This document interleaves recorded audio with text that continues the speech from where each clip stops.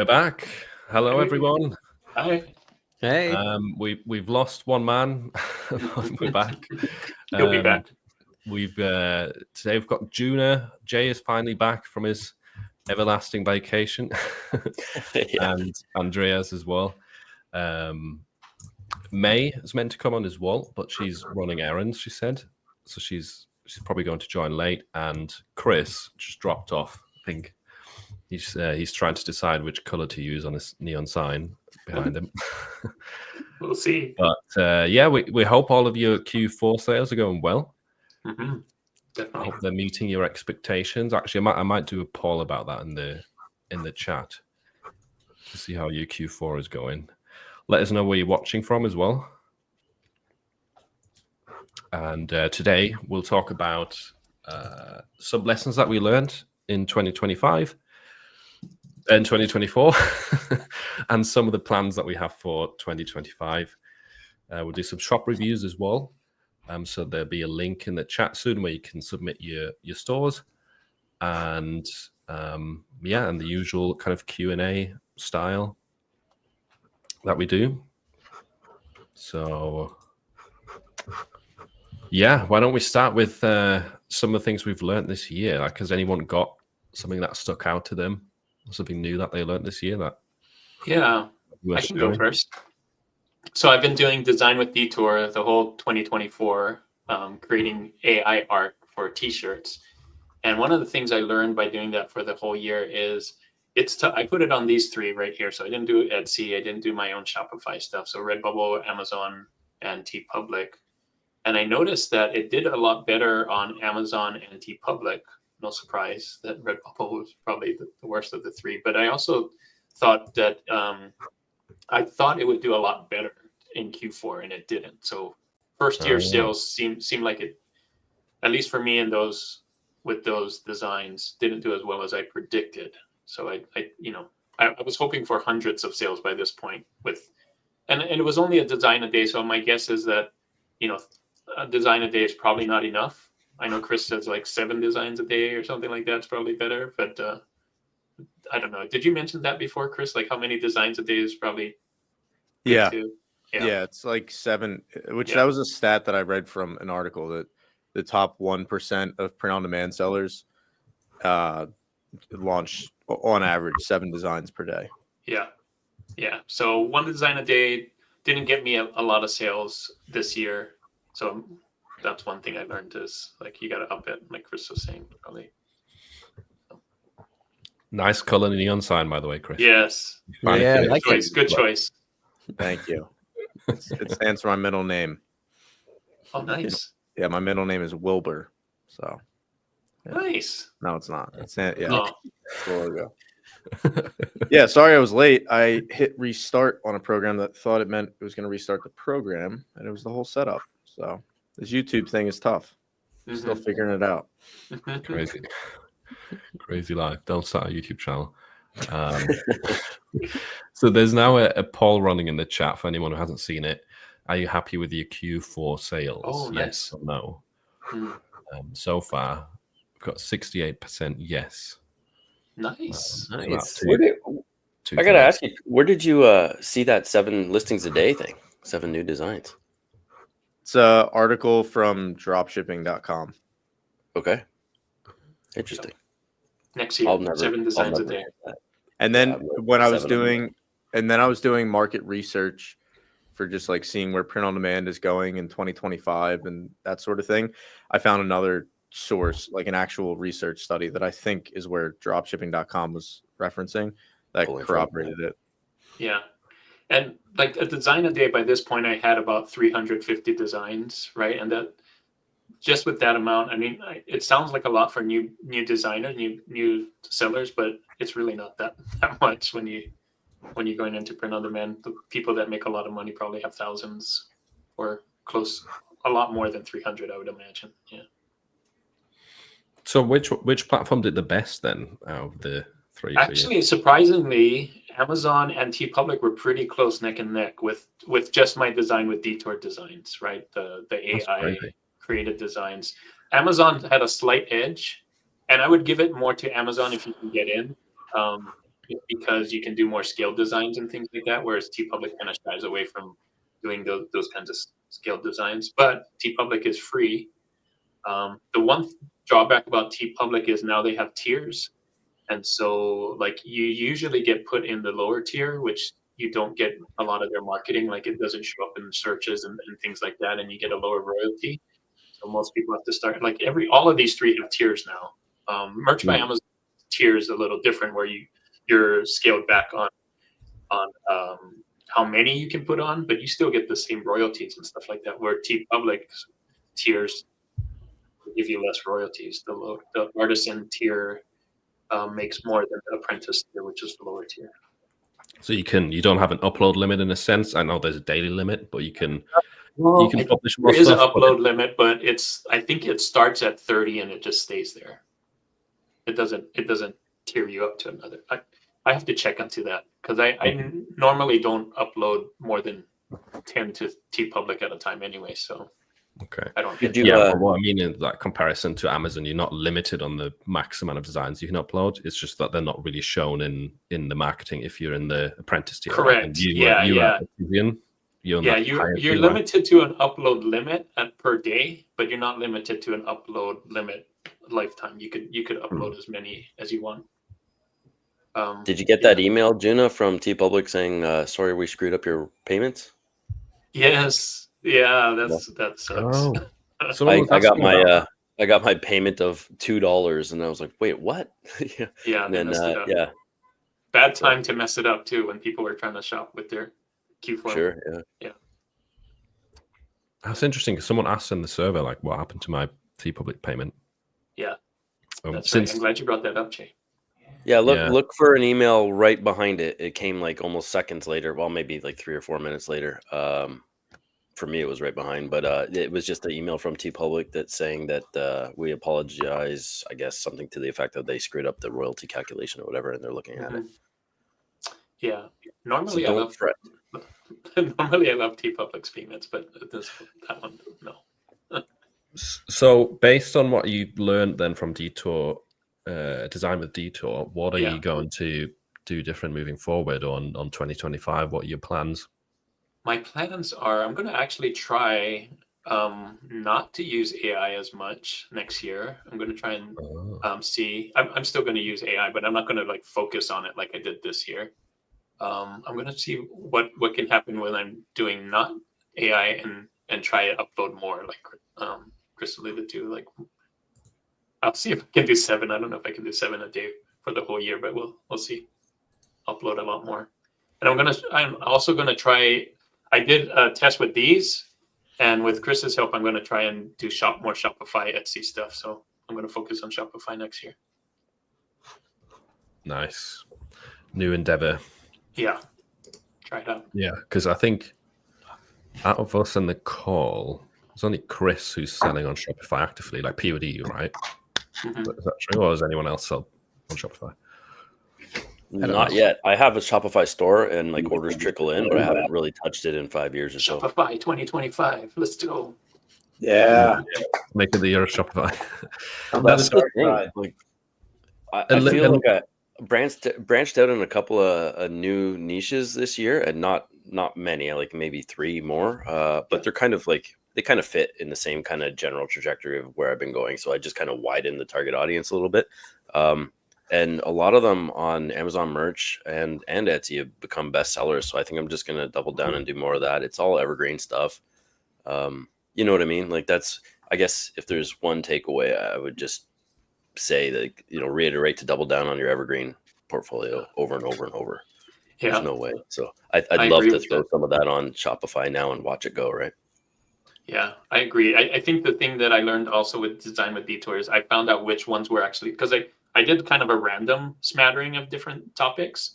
And now that I have the data to back up, like these ones actually work, then I like what Jay was saying. Like now that I have that, I'll double down on the ones that actually are working. So.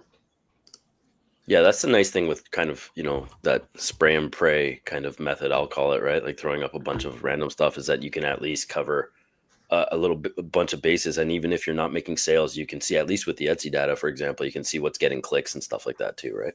If you're running ads and stuff. So at least you can get some kind of data no matter what. Chris, what have you learned this year? YouTube's tough. Specific to print on demand, this year was really interesting because I had by far the least amount of time to work on the brand specifically, and so I learned how to. It sounds cliche, but like smarter, not harder. Sometimes I work pretty dumb, to be fair, but in the pursuit of working smarter, learned a lot of things about like where the effort needs to actually be placed. And all in, I would say this year we actually just crossed 1 million on the store for this year, just barely inched across the finish line. Well done, man. But it was like probably 5 to 10 hours a month on my part that was really going into that brand, which I could have. That's not like a good thing. I don't think it was fully ready to be have like that little of attention. Like it could have done way better if we had even better like SOPs and systems in place. But it was just that's where our focus was throughout the year. Like, sorry, I missed that. What numbers did you hit? We just crossed 1 million in sales for the year. Awesome. That's awesome. Yeah, it was didn't feel well deserved, but it got there. But yeah, the main takeaway was, and as you guys are talking about like the number of designs and like placing focus for the new year, like it wouldn't have been. We launched, I want to say 500 or 600 new designs this year. Nice. So not quite 7 a day by any stretch, but so we had that, and then we had somebody handling all the customer service, and then somebody handling like all the product uploads and like all the day-to-day. And then we had a design team that was making all the designs. So like none of those sales would have been possible at all if it was myself or my wife like doing everything. So hiring a team it was intimidating to me for a long time, the thought of it. And I got burned several times early on by hiring like overseas contractors that turns out they were like stacking jobs and that sort of thing. Not saying that by any stretch is like the norm, but it does happen. And that happened to me a few times early on. It kind of jaded me to the whole idea. I think I strayed away from like, there's a right way to do it. And there's really, really good people out there that are very talented and that you can have a great working relationship with, and they can help you out a lot in your business. It's just a matter of like pushing past that. For me, it was a matter of pushing past that initial experience and realizing like I can get there and build a team. It's just going to take some time and like learning on my part in order to do that. So that's what we're doing. Not just with the print on demand brand, but with W and Mystic as well in 2025. Awesome. You do have a big community of people that you talk to on a regular basis, right? So has that taught you anything throughout the year? Like you've seen so many people work on their stores. Yeah. Some common themes, takeaways. Yeah. So yeah, we just added up the whole call schedule. We did over 1,000 hours of coaching calls this past year between one-on-ones and group calls. So we learned a ton that I wasn't even really expecting to pick up on. But I'll speak to like the common trends we saw between the people that were the most successful. It really came down to their ability to be objective, and like objective in the sense that like that they take feedback and they don't just hear it. Like it's one thing to be negative when you receive feedback. Obviously that's bad.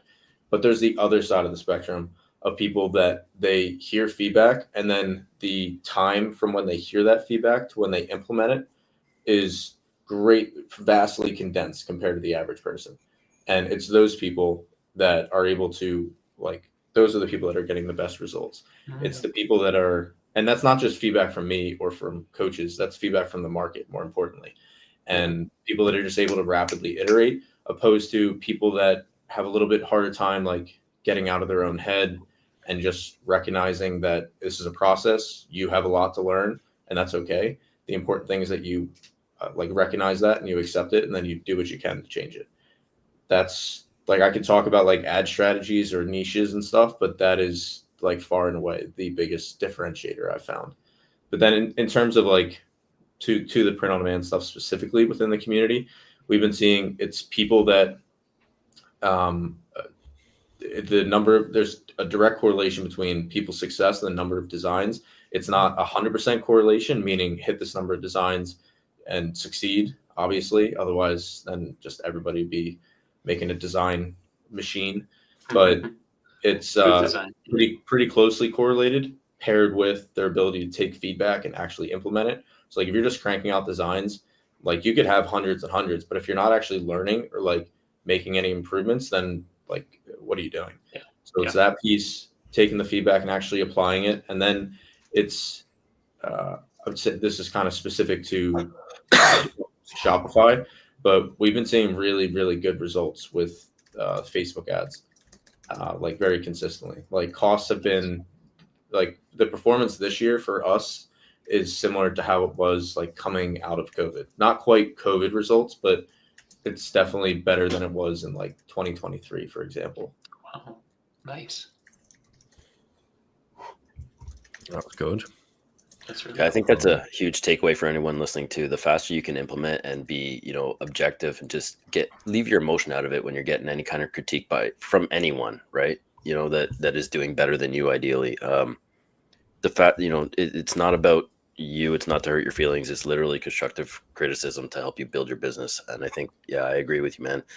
I think, the people that are winning are the ones that can, like you said, reduce the time between, getting the feedback and implementing, right? Taking action instead of just like, wallowing in their potential distraught or the mixed feelings of emotions. It takes a lot of guts to put yourself out there too, right? To get the feedback and do that kind of thing when we do these shop reviews, even on the call. But those are the people, A, stepping out of their bubble to have the courage to have their stuff critiqued, and then B, implementing when, given an actionable item to kind of pull the trigger on. So that's the big one, I think, for anybody, right? Is just starting and then actually listening to people and not soliciting advice from like 1,000 different people who may or may not be doing anything really in terms of sales. Yeah, and I've thought a lot about like why it is that we do that as humans. It's not like any one person, just as in general we do that. Like we tend to receive feedback and then we ego pad, which is a great book called Ego is the Enemy by Ryan Holiday. Really quick, like easy read, but the metaphor that I like to use for it that has helped me understand it more is like, I don't know if you guys have ever seen the movie American Sniper, but the point of like when he's a sniper, he's laying down, he's looking at the target, but then next to him he has a spotter, and the spotter's job is to see the target and then tell him like where the shot hit or how far off he was, so then he can adjust for his next shot. The feedback from the market or from a coach or from whoever, that's your spotter sitting next to you, like telling you were 3 inches off, 3 feet, whatever it is, like make this adjustment, adjust this. But for some reason as humans, we have a tendency to just ignore the spotter or say, no, you're like, I took a good shot. And then we just take the same shot again, just out of like sheer ego and not wanting to accept the fact that we missed. It's like, why would we do that? Like, just take the feedback and like listen and be completely objective and like lower our guard to hear what we need to hear and then make the change and you'll hit the target. Yeah. I can like 100% attest to this because like I put up like 500 listings a month on Etsy when I started, and I did this for several months. Wow. And that just basically put me into getting some sales, but not that many sales. But it was a lot of work, and I got fast at listing. And what I didn't do at that time was to do any reflection. And what really condensed it for me, like to make it like evident that I'm doing something wrong, was when I read the book Principles by Ray Dalio. And the biggest takeaway from that book is I mentioned this on almost all my videos, but it's basically that pain plus reflection equals progress. But you need both. You need both to do the reps, and you both need to reflect on the thing and then iterate on it and going forward. But you need the reflection part, and you need to iterate fast in order to get progress faster. Yeah, why did you think you did it that way for so long, Andreas? Was it because you were just like so focused that you thought this was the way to go and you just didn't want to change? So when I started, like I had a small Facebook marketing agency for artists. And I concluded those relationships, and then I had like a buffer. But the false preconceived conception that I had in the beginning was that hard work equals success, basically. So I thought if I just list as much as I can in the beginning, I did like 30 to 50 listings a day. That meant like in the beginning, that was the full day. I even went up, like my girlfriend, she worked at a store that started at like 4 a.m. No, she had to go up at 4 a.m. to start at 6 a.m. So I just went up with her. And then I started my day at that time. And then I did Etsy all day, every day, basically. But the problem with that I didn't know at that time was that I need to get some reflection on this from someone who knows better, basically. For me, that person was Cassie Johnson. But without that crucial ingredient, I just basically was capped at 5 to 10K in revenue. And that's about like 10, what is it, like 1K to maybe 2K in profit every month. So it was a hard beginning for sure. And welcome, May, to the show. May? Finally. We've got 6 of us. This must be the biggest council we've had. Looks cool with this good layout. How are you, May?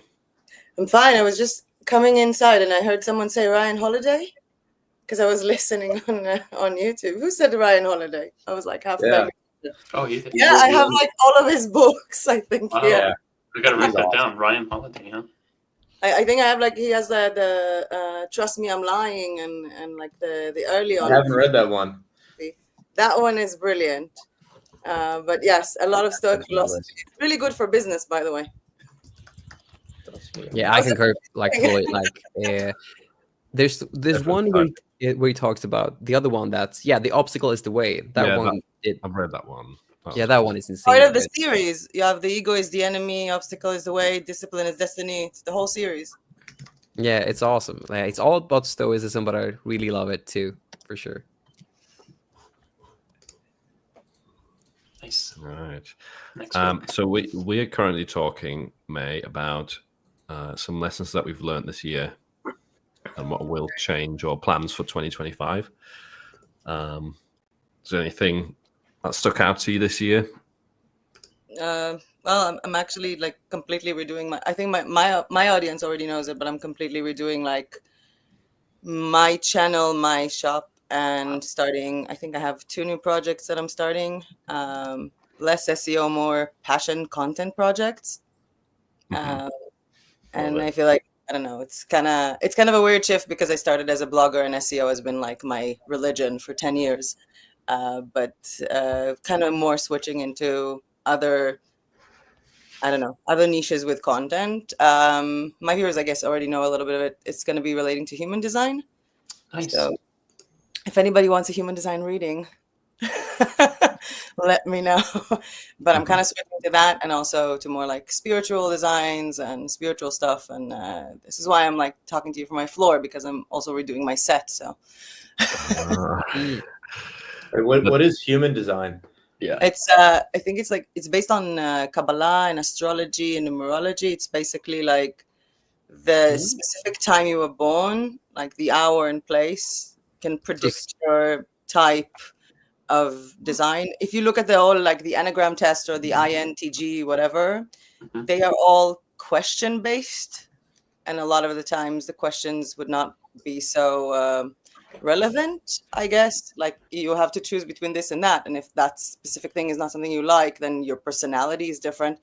But human design is purely based on when you were born and regardless of anything. So there are 5 types of design that you can have, but also profiles, how you react to the world, what emotion controls you the most. It's kind of complex, but we've been doing this in the co-working here, like personal readings, and we've had workshops on this and also workshops on how to connect it to your work style.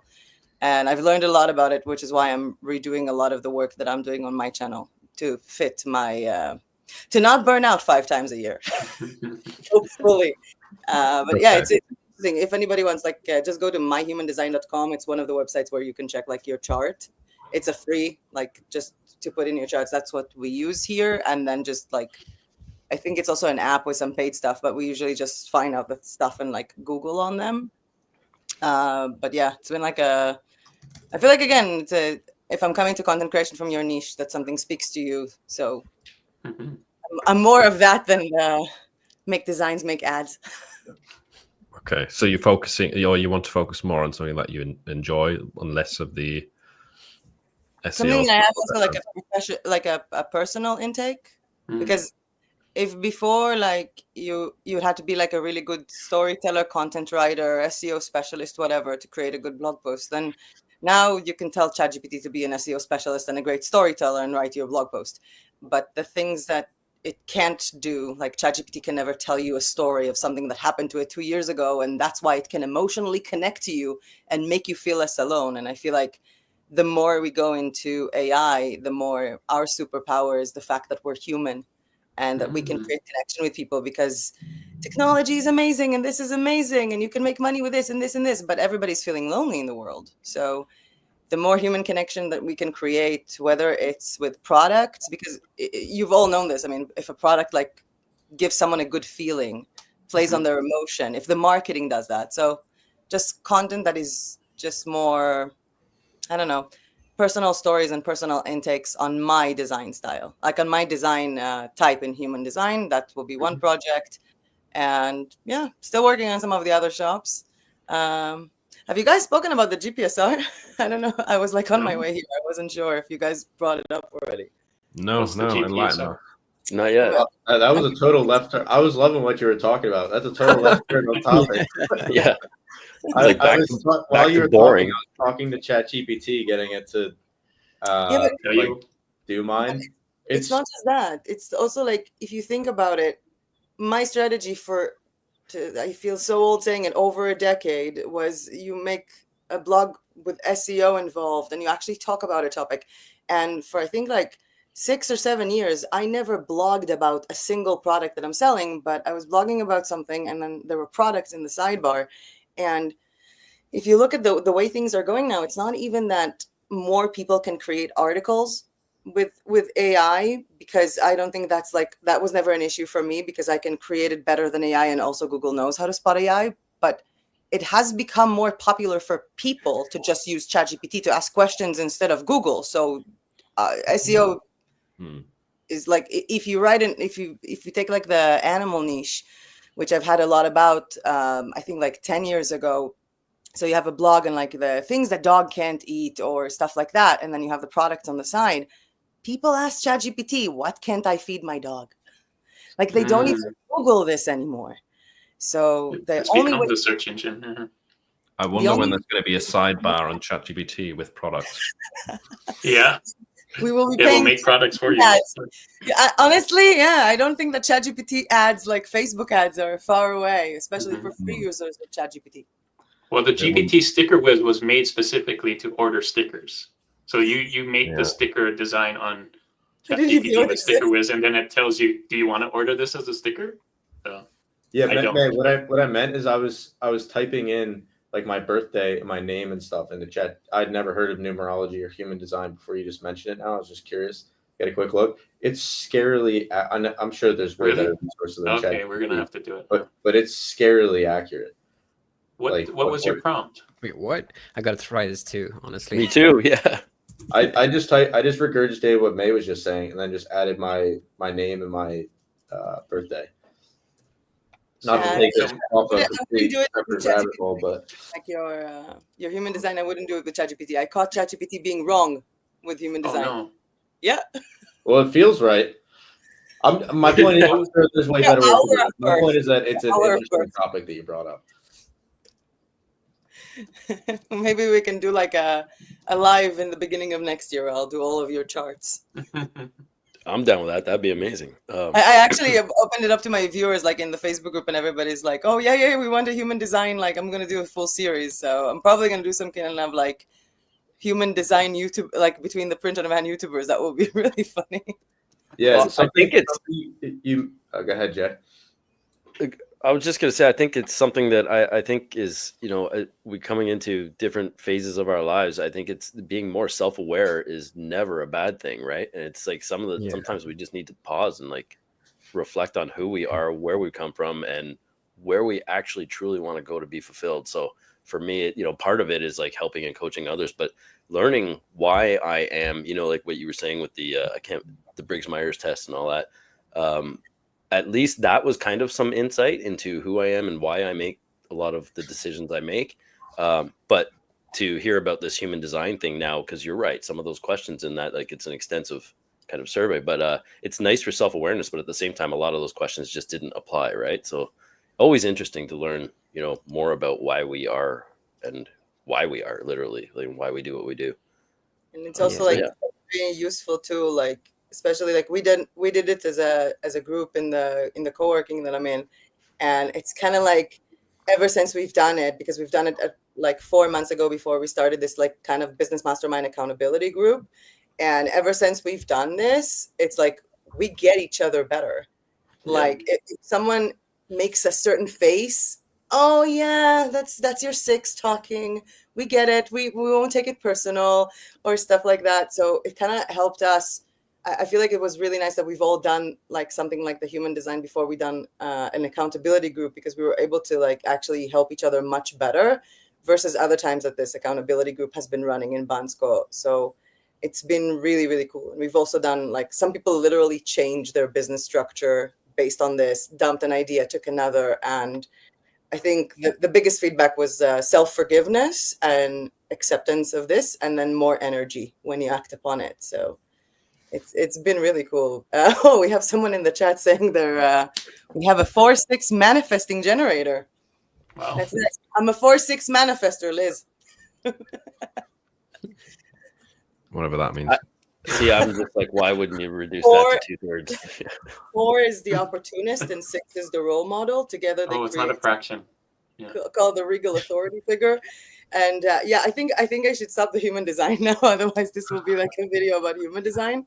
But something after, like put it in the chat. I'm talking to you guys, YouTubers.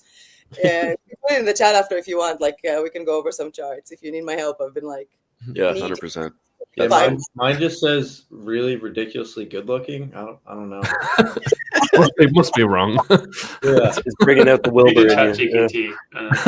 AI is known to. I think ChatGPT knows you're paying it, so it's trying to tell you nice things. Yeah. Mine was a huge ego boost. It says 6'2", the exemplary human, and a manifesting generator too. I actually know a lot of 6'2s. We have a lot of 6'2s in our co-working. It's a combination of the role model and the hermit. Okay, yeah. Hermit sounds definitely like me. I barely leave my home. And then, segueing this into print on demand, something that you touched on, May, is like just working on something that you're passionate about, whether it's human design, maybe it's print on demand for some people, or like a niche within that. I think that, and this definitely applies to like YouTube as well, like making content about things you're passionate about, people feel the difference, and because you feel the difference, and that comes across. And like, for example, my dad, he had the brand History Tees that we worked on together.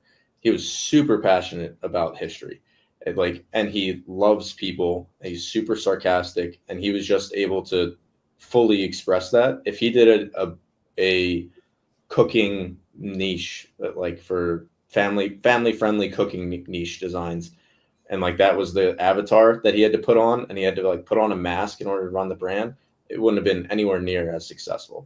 And so I think that there's definitely something to be said in the beginning, like just put in the reps, launch with a broad net. But really, to me, the brands that have been the most successful in my history have been the ones that I can like personally connect with, because he was doing things like, because he loved it so much, he felt energized by doing things like taking the time to reply to customer emails and putting in like historical facts and like writing things in like old English, and people ate it up. And I was like, you just need to get back to making more designs, like outsource customer service. He's like, no, I really like it. And then he was getting customers writing back to him in like old English, sounding like they're from the Renaissance. And it was so cringy, but in like a beautiful way. And I think that after seeing what his lifetime value was on customers, how much it resonated with people, I backed off and I was like, just do your thing, just lean into it even more. Yeah, I think sometimes we forget we're selling to humans if we're doing print on demand, right? Like we're not just selling to bots. So. We're also human ourselves. So. Yeah, like to May's point, that's what's missing a lot of the time now, is that human element, right? Like even like, and you know what Chris is saying about making things that you're not fully invested in. I feel like I'm making a shift too with the content a little bit on YouTube, just because I want to talk about things that are that matter to me in my life right now, not just the niche research and selling t-shirts, because I can do that all day and I do that all day. But there's just a lot more to me and to us, and it becomes work, right? And I don't want it to become work, because I don't want to feel any kind of resentment towards what I'm trying to do. I also want to feel satiated my own self. You know what I mean? Yeah, that makes sense. Yeah, that's a good point, because I think our superpower as ourselves is we're our only you. You are your only self, right? Like if you try to copy other people, that's just a copy. But if you show what you have, that's different. Like you stand until out we're able to because make AI agents of ourselves, and then we're Yeah, and I think like the core of this whole thing is to have a why, because that's been really, really, really important in my life to even be successful with POD. Because those days when I put in God, so like I went up at 4 a.m., started working at 6 a.m., and got home at like 8 or 9 p.m. I worked the full day.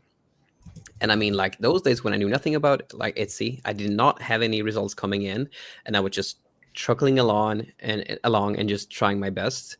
The one thing that kept me going was to know why I'm actually doing this. If I didn't know exactly specifically that I need, like at that time I had a false conception, but that still drove me. I needed capital for my music to I needed a sort of like 5K a month in capital, so I could throw that at marketing campaigns for my music project. And since I didn't have the capital, I needed to get that basically. But music has basically been like the foundation of my life and the focus of my life. But if I didn't have that, I would not be able to do Etsy and get to the 7 figures and beyond in just a short span of 3 years.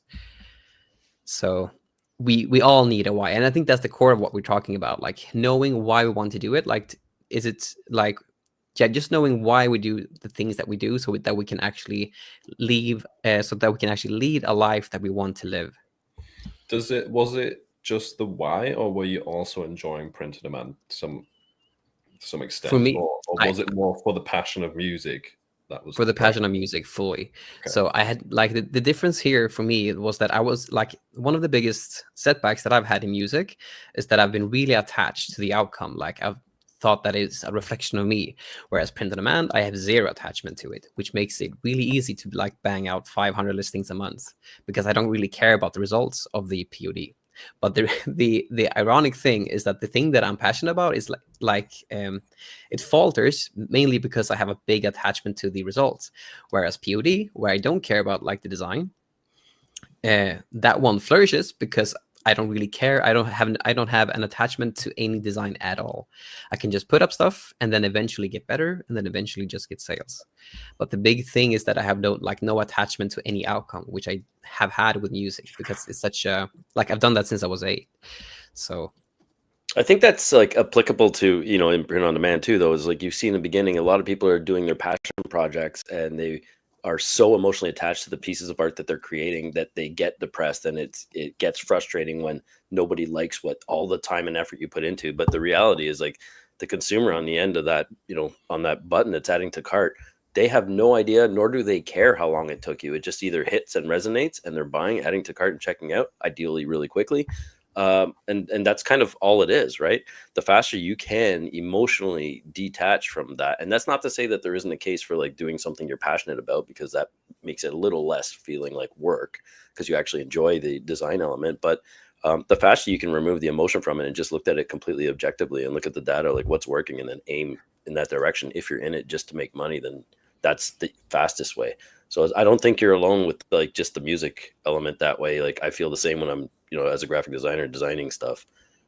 You got to do it with the end customer in mind, not with whatever you feel is best, right? Necessarily. Yeah. Well, we had a conversation on one of our group calls recently about email marketing, and somebody on the call asked a really good question. They were like, how many different ways can you sell a t-shirt? What are the emails even about? Like, I feel like I've sent 2 emails and I've already exhausted the number of things that I could possibly talk about. And I'm like, it's a really good question, because that's what it seems like on the surface level. But what you're actually selling to people, I think it was Juna might have said it, like that there's real people on the other side of it. And people, when they're buying a shirt, just like any product, they're not actually buying a shirt. what they're buying is how it's going to make them feel when they put it on. They're buying how their friends are going to react or laugh when they see them wearing it. And that's the real emotion. And then taking it even a step further, it's the community of people that would find those shirts interesting. What shared values, to your point, Andreas, would they all have in common that we can make content about and like, make our own brand identity? Hopefully, if you are part of that community, part of that niche, then they would also resonate with you. But that's what you really like. The best content comes from taking it a step further. Like, people buy based on emotion and they justify it with logic. And our best emails of all time have been by far the least salesy. They've been the ones that, like on Yoga's Day, for example, we sent out emails that were very short, simple, to the point. Like, here's your daily reminder to just breathe, or here's your reminder that like you matter too. Stuff like that, one, it felt really good, but the response from people was overwhelming. And even when we didn't put like even a link to shop in those emails, they had the most sales. Like, so, I have an instance here that really confirms what Chris is saying here. And I have a customer like way long back now, but I was so baffled by the whole thing because she wanted to, I even get to almost teary-eyed, sorry about that, but she wanted to buy a sweatshirt for her relative to get cremated in. So, I mean, I think... Yeah, I almost get teary-eyed because it's exactly what Chris is saying. Like, for me, I'm just a random guy here in Sweden designing things, but there's this person on the other side that's had a life-altering event, and they're buying a sweatshirt to like accommodate that thing, so it really means something to them. Like, I recently lost me and my girlfriend recently lost our cat, which was a really horrible experience, and we like chose to have our blanket as to get cremated in. But I mean, like, I know the feeling of having someone that you really love and cremating someone with that, and having like your own design be like honored into it, like with a person in that kind of way, it just feels insane. And it really just proves what Chris is saying. Like, people are emotional beings. They're buying, like, their purchasing decisions comes from emotions, and yeah, it's all rooted in that thing. Yeah, and those are the ones that are going to keep coming back too, right? The ones you make that emotional connection with, they're going to be like, the brand ambassadors that way. They're going to be running and telling their friends, look at this shirt, or, like, for my wife sells a lot in the, like, for big dogs, right? And she'll have instances where people will come back and buy, 2 or 3 more items to give to their friends, but also where I saw this, a customer will say something like, I saw this shirt on a friend of mine at the dog park, and I just loved it. I'm, spreading the word and blah, blah, blah. Just these kind messages. You just have these interactions with people, and they feel wanted. They feel heard. And we all kind of want that, right? We all want to feel valued in some way.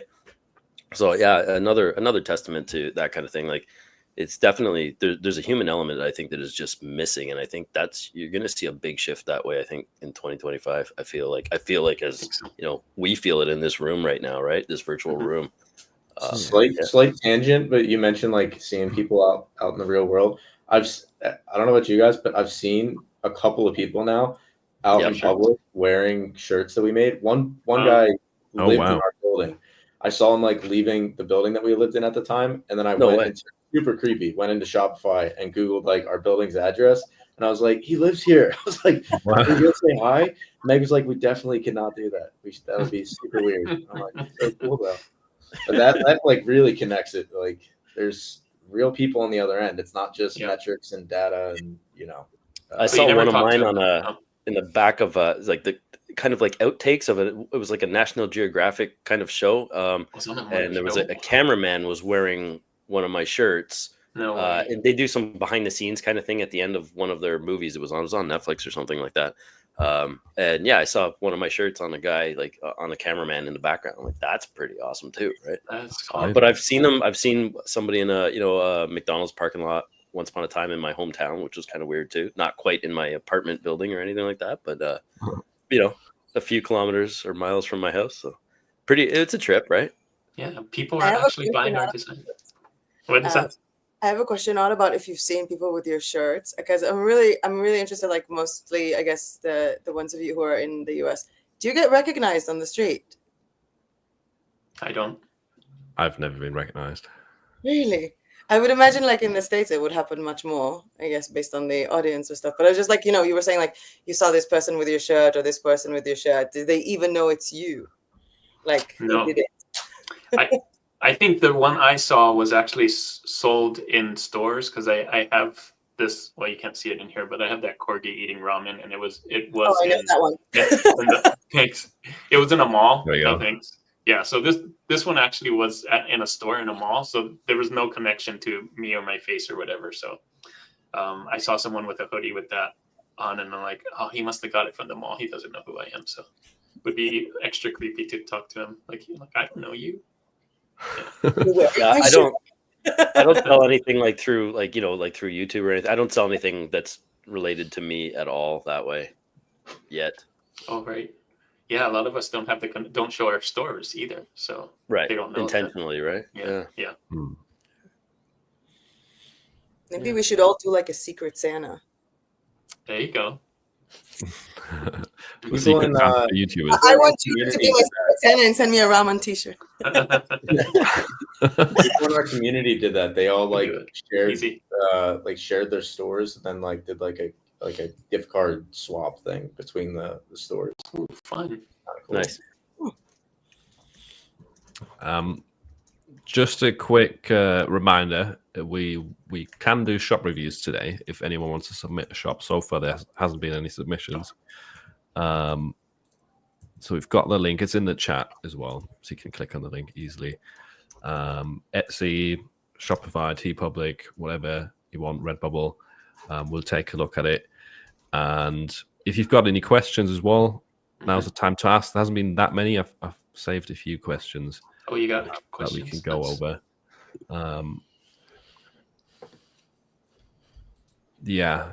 So the first one was one specific. Drop your shops and take advantage, though. Right? Yeah, because it's the last live stream of the year. If anyone wants That's their right. shop reviewed, put it in that document. First question. This one's from earlier. It's for Andreas. You mentioned you upload to merge with 0 profit until you have 10 sales. So do you leave the profit 0 until then, or do you incrementally raise the price until 10 sales? Yeah, so I just basically, when they hit the threshold, I just basically put the the royalty that I want on the listing immediately. So it's the same way that I do with Etsy. All strategies come from the success that I've had with Etsy.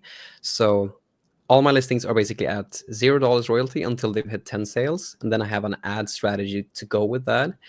And then once they hit the 10 sales, I basically have a $7 royalty, for instance, for t-shirts. And I just put all my final royalties one time once they hit 10 sales.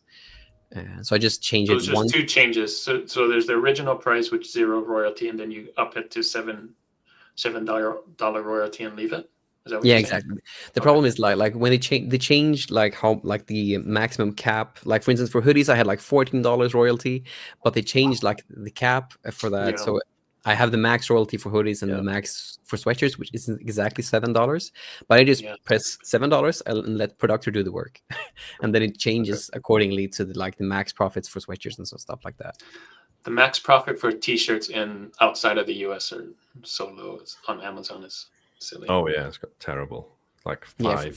For Europe, for me, like all I focus on is the US. Everything's just US for me. What's the ad strategy? Because some people might be wondering that you said. Ooh, I've uploaded all of the videos now to my YouTube channel, but it's basically quick plug. So basically, it's taking something that there are common terms here when it comes to marketing, and it's a cold, it's a hot. You can have a cold audience, you can have a warm audience, you can have a hot audience. Basically, cold audience is someone that doesn't know you. A warm audience is an audience that kind of knows you, and a hot audience is basically someone that really knows you. And that's like the gist of it. But basically, I have a lottery campaign that basically focuses on having really low bids and just fleshing out potential sellers. And all listings basically that I have is in the lottery campaign. And it's huge. And yeah, so it's just a huge thing. But I focus on all listings there, and then once something hits one sale, I graduate it up to a warm-ups campaign, which is basically just an automatic campaign with 15 to 20 cents in bids, dynamic bids down only, and all of the listings that are sold at least once are shoved in there. And I never take any listings out of there, even if they like graduate from that. And the third step, there's 4 steps in total, but the third step is a hot campaign, and that's basically focusing on an automatic campaign but for one single ASIN. So you have one ASIN in an automatic campaign, and the focus for this whole thing here is basically to flesh out keywords that are doing really well for like really good lists, for really good selling listings. And I put all my designs that has sold at least, what is it, if I remember correctly, at least 10 times into the hot campaign. And yeah, it's an automatic campaign. It's like, I think it was also like 15 to 20 cent dynamic bids down only. No, sorry, I think it's like 20 cents, and then it's dynamic bids up and down, if I remember correctly. I have it in the video basically, but the whole purpose of the third funnel, the third part in the funnel, is to just flesh out the keywords that it's actually ranking very well for. And then the fourth one is a manual campaign, and listings that are sold at least 25 times or more are put into that, and it's focused on one listing each campaign. And I only use the keywords that has done really well in the third part of the funnel in this final campaign. And the reason for that is that the bids are really much higher here. It's around 40 to 75 cents per listing. But the whole gist of this is basically just to take something that isn't known to something that people really want. And then overall, like if you have a portfolio in your ads, you want to see a 6 to 7 ROAS basically. It's a quick rundown of it. It's That's pretty crazy. I got questions. Yeah. Chris got questions. Yeah. Well, no, my question is, not really a question. I hope you guys have a good holiday. I have to hop off. Thanks for having me, Philip. And there's one quick question that I saw from me, Jace, about what do we do after Q4 with the expected drop off? Really quick answer: we just lower ad spend 30 to 40%, focus on email marketing while we put our priority into building up our design catalog based on what was selling well in Q4. And then things start to pick up nicely by mid-February, March. Nice. Awesome. Bye, Chris. Thank you guys for being here. Hi, Chris. Happy holidays. Yeah, man. Everybody. I had a question for Andreas. How much do you spend on ads this year, like in Q4? I would imagine it's a lot with a lot of per day. Like, you don't have to say how much you spent total, I guess. But no, I'm really like an open book. Like, I don't want to out my listings, obviously, but I'm spending like 100 right now. Are you spending more than 100 a day? Yeah. Oh shit. Okay, I probably shouldn't have sworn. Sorry. Is that too much? I'm not sure to get. I hope we don't get demonetized. But basically, the whole setup that I have is really like conservative, so to speak. I don't like. I want to spend like 1 to 5 minutes a day at maximum on this because my main focus is Etsy. So like this month, I've spent like $281 and made. Like I don't make huge amounts of sales, but I definitely make some sales. So this month I've made $1,541 in royalties, but I've spent like $281 in ad spend. But the big takeaway is that I don't spend any time in the ads console and like fixing stuff because I wanted to keep it as passive as possible. I think I will focus more on it in 2025, because the potential is just so insane with merch. Did you say this is Etsy or Amazon? This is Amazon. So I have a whole different strategy now for Etsy because they upped their CPC to bonkers numbers. Yeah, I'm spending about 100 a day on Amazon, and I'm probably at 11,000 profit right now. So I'm insane. Congrats. I think I'm at just like to put up my ads console now with a 19.6 ACOS, so I'm happy with that at least. I'm profitable until 23% or so. My ad spend for December is $3,850. Nice. Juna, I want to see the rubber bells too. I was looking at Adam Young's comment. This is for Adam Young. Sorry. No way. We've got to get the solar layout. Wait, there we go. Oh. I'm gonna like screenshot this. 3 times Juna's head. That's a lot of rubber bands. Is it like growing every live console? It should be, but I can't find rubber bands for it anymore. I used to be able to get it from Office Depot, and You I really can't need find like them. large size now. at Now you this need point. big ones. Yeah. They've sold out of rubber bands because of Juna. So I bought them all out. Yeah. Sorry, Jay, to interrupt. Oh no, all good, man. I'm pushing around the same profit as you though. I got 13,348 in royalties for December so far. Nice. Dude, That's Amazon, awesome. right? That's Nice. Amazon merch. Yeah, it was 1,600 designs, right? Dude. 1643. It's been good. It's been awesome, man. It's Yeah, been a ride. I crushed. November was. I beat November by like the 10th day of December, and November was a record November for me with over 10,000 in royalties. So stoked about that. It's been a good Q4. Congrats. Yeah. Congrats. Thanks, man. That's awesome. It's a completely different trip when you start hitting $1,000 plus a day royalties, right? Mm-hmm. Mm-hmm. Yeah. I know, Juna, you've been doing that for a long time, but It's awesome. It's I'm amazing. curious because I've been at around 1,000 royalties a day as well. How many sales is that for you? Because for me, it's been about 200 sales a day. 220. So for my 1,200, like around 11 or 1,200 a day, I'm doing about 280 to 300. 1,100 is 273. Where are we at? So 234 was $1,000. I'm above a 200 to 210, 218, something like that. Is a $1,000 day. Yeah. Man, So for my me, my best seller is I've sold, I don't know how many in Q4 though, but I can analyze the data here actually because Pretty Merch is good for that. This month, my highest seller is a royalty of $5.12, and I've sold it in December 1,300 times, 1,335 for royalties of 6K. Yeah. So like, pricing low for me has never been a thing, right? Like when I price my shirts, I price them at $18. That to me is low. I'll go up from there. On Etsy, people are paying double that, no problem all day, right? So like, and I just want to add to what you just said, because like I earn like $1,000 upwards of around like, because when I do like 70 or 80 orders a day on Etsy, like this year, so yeah, that's a whole different ballgame when it comes to like the volume and compared to Etsy. Mm-hmm. Yeah, and surprisingly, hoodies have been doing really well for me on Amazon. That's my top seller product right now in December, and those I mark up more than t-shirts. Yeah. Wow. Which one did you say? Hoodies, pullover hoodies. My top 3 are pullover hoodies, sweatshirts, and then standard t-shirts in December. Wow. Yeah.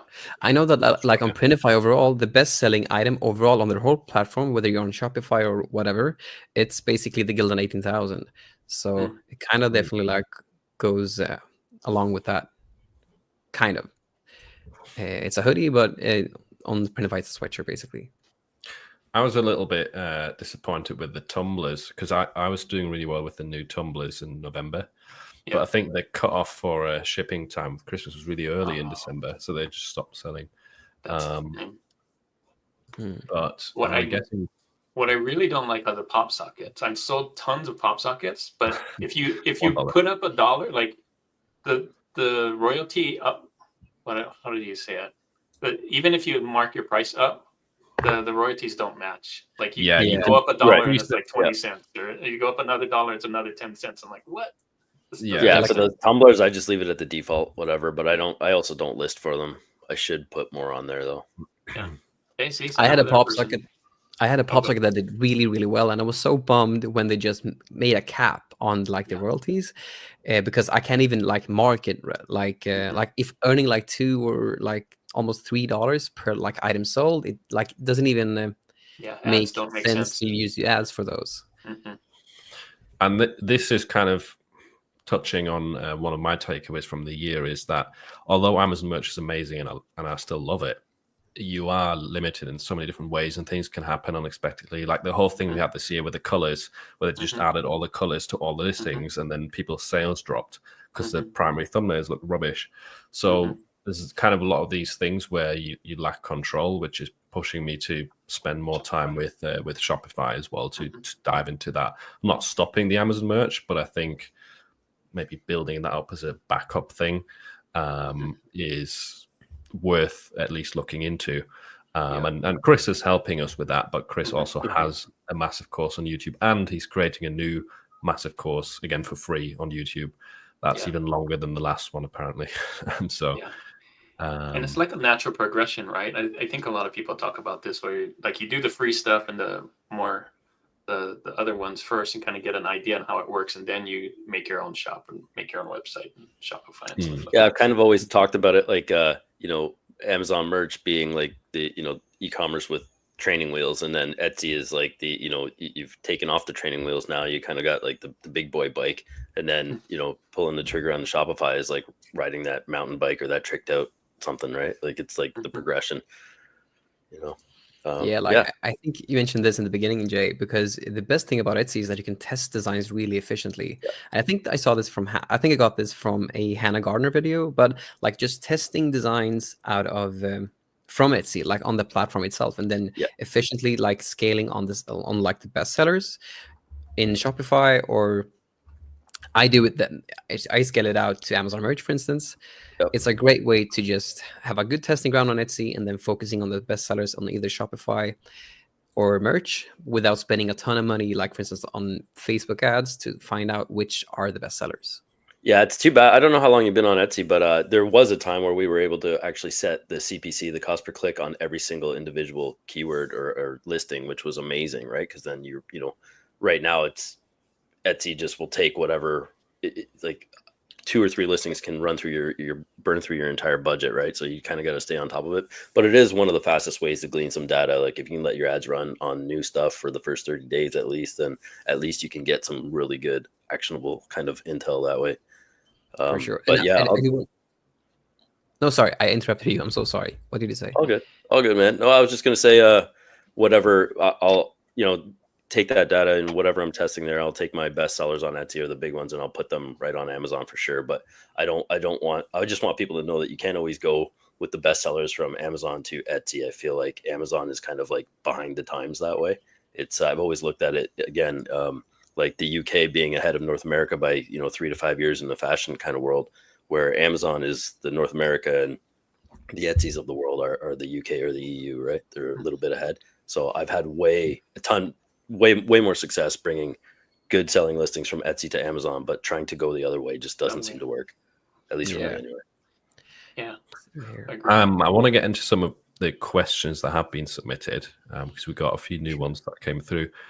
First of all, though, Alex said, I'd like to share a big thank you for Philip, Juna, Andreas, May, Chris, and Jay for your YouTube channels, for tips and hacks that you shared to us. It's made a big change in my life. It's made a big change in my life. Yeah. Awesome. Yeah. Thank you, man, for implementing, right? All we can do is, we can lead the horses to water, so to speak, but we can't force anybody to drink, right? I wonder how Alex's stuff looks like if he's listening to all of us. Alex. We're all so different. It's like if he's listening to all of us and watching all of us. I wonder, like, how does one take all of a little bit of pieces of everybody? Yeah. You're gonna have some Procreate design of ramen noodles and then put Amazon ads on them. And Alex also had a question for me: how to speed up your process with listings and SEO tips and hacks. So if it's only about the actual writing of the listings, first thing you can do is you can save some templates, because you'll find, like, with time, you usually use the same sorts of phrases and you just swap out some keywords to fit the design or to fit the niche. So get some like templated sentences and have placeholder words essentially in those. You can also go a step further and use spreadsheets if you have a lot of designs. I've made some videos about that, showing the actual formulas of how to create listings more quickly with spreadsheets. That's a bit difficult to explain on here. But yeah, in terms of like if you're listing on Amazon Merch, there's also some tools that can help you list quicker, like Productor, like there's a new one now called Snap for Merch on Demand. That's a free one. It's still early stages, but that's looking really good to help speed up some of the things when it comes to listing products. And yeah, I hope that helps. Has anyone else got tips for Google Docs? Google Docs. I actually have like I'm not working on Etsy or Amazon, so mostly if I'm talking about Fourth Wall, for example, so I have all the templates of what I want to write per each product. So if I want to write like a specific hoodie, this will be shipped from la la la, or kind of like the brand talk of how you're talking about the merch. And then once I have like all the templates of, let's say, like I want to do the same sort of design or the same phrase on like 5 different products, so I will just create on 5 different products the same thing, and then I take like the template of each product individually, but then also the copy paste of the template of me talking about the specific design. So I have like massive Google Docs pretty much for each shop that I have. Also to remember like things like how much I like to price myself, because I price myself differently in different niches, or what specific like t-shirt or sweatshirt am I choosing for this specific brand in this specific shop, because some of them have more clients from like the US and some of them have more clients from Europe. So I shift between like what's available in the Latvia center and what's available in the US center. But mostly Google Docs and I don't know, notes on a Mac. I feel like I'm the least techie out of all of you when it comes to these tools and stuff. I'm pretty close that way. I have like the sticky notes on my Mac that I just copy and paste. Yeah, it's I easy. actually It have works. sticky notes and like I have the like actual sticky notes on my actual screen.